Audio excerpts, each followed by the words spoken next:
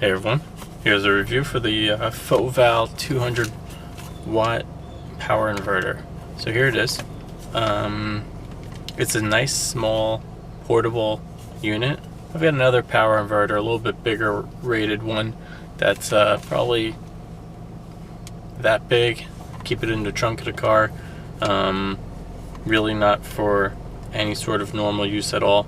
Now, I have a power inverter because I like to have it for emergencies. I don't have a everyday use for it, but actually last time the power went out for a week during the Hurricane Sandy, I wound up actually plugging in an extension cord and powering a couple of lamps for it, just for half hour or so while getting ready in the morning. So it really helped out. So it's good to have.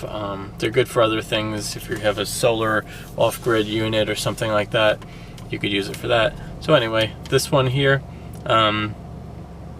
plugs into the cigarette lighter adapter right there. It's got about a 1 foot cord. Plug it in. It's got 2 standard plugs. It's got 4 USB inputs, which is good. And a power switch. So you want to keep it off until you need it, because these actually do use a little bit of power, and they do need to be cooled, so it's vented. It's it shouldn't be running all the time if you don't need it to. So use it as needed. So just for a demo purpose, I just brought something outside. Of all things to bring, I brought a sleep machine to use in the car. But whatever, it's not. This is really just to show you guys how it works. So you can plug it into here, turn this on, and you'll see that lights up to blue. That means that it's ready to go. And then I'll turn this on. Hopefully you could hear it. It is working. It's a white noise machine if you're curious. It's like a sound machine. So it is working, no problem. So there you go. You get the full 120 volts, 110 volts out of there, 200 watts. So that's it's good if you have a way to, if you read your devices and see what they really add up to.